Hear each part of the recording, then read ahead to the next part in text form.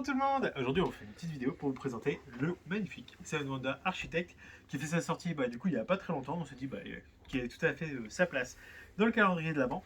Donc pour ceux qui connaissent la trame de Seven Wonders, ça n'a pas révolutionné le jeu. C'est vraiment, nous, clairement on l'a trouvé comme une version un peu plus accessible, on va dire, du jeu. Parce que vous enlevez la mécanique de draft, vous enlevez en fait les choses qui peuvent être un petit peu compliquées à expliquer aux gens des fois quand ils sont un petit peu dans les débuts dans le monde du jeu de société. Là, vous avez vraiment une version, enfin, vous pouvez l'offrir à n'importe qui n'a jamais joué à des jeux. C'est du clé en main, en fait, il est très fluide et très simple à prendre en main. Je crois que les règles font 4 pages, je crois que clairement c'est tout simple. Et donc, du coup, mais par contre, on retrouve un peu les sensations de Seven Wonders. Donc, le concept du jeu, forcément, Seven Wonders, 7 merveilles qu'on va devoir, donc, du coup, pour construire, pour pouvoir mettre un terme à la partie. Et à la fin de cette partie, c'est le joueur qui aura le plus de points qui va gagner. À mon tour de jeu, c'est hyper simple. Soit je choisis la première carte du paquet de gauche, soit je choisis la première carte du paquet de droite, soit je prends un petit peu le risque de prendre la carte du milieu. À partir du moment où je choisis une carte, en fait, je vais simplement la prendre et la poser devant moi. Et après, je vais pouvoir en fait, donc, du coup, générer des effets en fait avec cette carte, et notamment les actions qui sont un petit peu obligatoires, c'est de construire les étapes de notre merveille.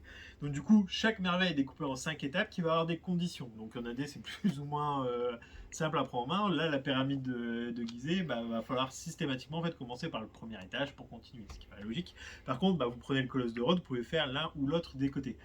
Une fois que j'ai les conditions qui sont demandées. Donc là, en fait, il va vous demander 2 ressources différentes, 2 ressources identiques, 3 ressources différentes, 3 ressources identiques et 4 ressources différentes pour le dernier étage.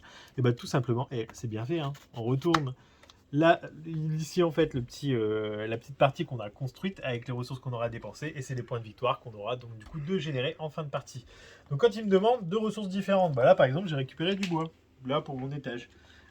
Imaginons au tour d'après, je suis toujours comme ça, je veux dire, je prends la première carte ici et ça marche toujours pas, la magie du direct. On va tricher un petit peu, dis donc les ressources elles sont loin. Je prends la première carte du dessus, j'ai les conditions en fait pour construire mon étage, et je le construis tout simplement. Les cartes, une fois qu'elles sont utilisées, elles sont défaussées. C'est pas comme dans le Seven Wonders classique où on va accumuler en fait des cartes par arbre. Là, les cartes, je les ai utilisées, je les défausse. Il va y avoir, on va retrouver l'aspect scientifique du coup de Seven Wonders, où là en fait c'est à partir du moment où j'ai 2 symboles identiques ou 3 symboles différents, je vais pouvoir tout simplement les dépenser pour récupérer un des 3 jetons qui est ici, ou le premier de la pile. Et ces petits jetons, c'est expliqué au dos des règles, vous avez, c'est de l'iconographie, hein.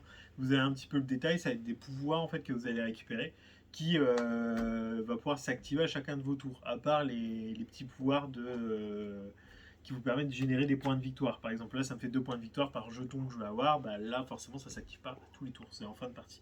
Mais là, par exemple, ce petit pouvoir-là, à chaque fois que je construis un étage de merveille, ça me permet de récupérer une carte de plus. C'est assez sympathique de l'avoir, notamment au début de partie. On va aussi avoir les petites cartes bleues. Donc les cartes qui rapportent des points de victoire directs, ça c'est en fin de partie tout simplement. Ces cartes-là, on va les accumuler, et puis on va marquer un certain nombre de points, et qui va dépendre donc, du coup de leur valeur à chaque fois, hein. Et après, on va avoir les cartes rouges. Donc les cartes rouges, elles ont une petite particularité. On va en avoir 3 différentes. Hop. Et c'est ce qui va faire les phases de combat dans le jeu. Donc du coup, pour refaire un petit peu le parallèle à Seven Wonders classique, vous avez des phases de combat qui vont se faire à chaque fin d'âge. Là, ça va être généré en fait selon les cornes qu'il va y avoir sur les cartes. Donc si je construis cette carte-là, que je la recrute, il n'y a pas de corne, donc rien ne va se passer. Par contre, si je fais celle-ci, il y en a 2. Donc du coup, je vais retourner le jeton P qu'il y a ici. Une fois arrivé au bout, on va du coup déclencher la guerre, et là on va regarder par rapport à nos voisins. Il va falloir avoir une supériorité, une stricte supériorité en termes de bouclier pour pouvoir remporter la bataille. Donc du coup, là à gauche, je remporte, ça me fait 3 points. À droite, je remporte, ça me fait 3 points. On peut avoir des égalités aussi si jamais, tout simplement, j'ai le même nombre de boucliers que mon adversaire, ou si on en a tous les deux, aucun. On va jouer comme ça, tout le temps en tournant. Il y a certaines cartes bleues qui vont vous permettre de récupérer ce pion-là. Le dernier joueur à l'avoir en fin de partie gagne 2 points de victoire. Et ce petit pion est assez sympathique parce qu'il vous permet en fait avant de choisir la première carte de chaque paquet, de regarder celle du dessus de la pioche principale. Du coup, on continuera la partie jusqu'à ce qu'un joueur ait terminé sa merveille, ce qui mettra un terme à la partie. C'est le joueur qui aura le plus de points de victoire qui va gagner, parce que c'est pas dit en fait que forcément, peut-être que là, mon collègue avec la pyramide de Gizeh il n'aura pas construit son dernier étage, mais peut-être qu'il aura beaucoup plus de cartes bleues ou de symboles scientifiques que moi, et du coup c'est lui qui remportera la partie. Donc du coup, comme je vous disais, très sympathique, ça se joue à partir de 2, clairement je pense que c'est pas l'idéal pour ce type de jeu, si ça monte à 7 joueurs c'est pas pour rien.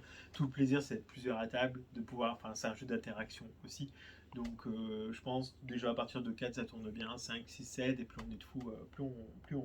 Donc ça va être à partir de 8 ans, parce que bah il n'y a pas trop de texte, beaucoup d'iconographie, donc c'est assez simple. Et pour des parties surtout de moins d'une demi-heure, et quand on essaie de trouver un petit jeu à caler, c'est plutôt sympathique. Voilà, du coup, c'est un demandeur architecte, un jeu que du coup les Fabiens vous recommandent fortement pour vos soirées d'hiver. Bonne journée à vous.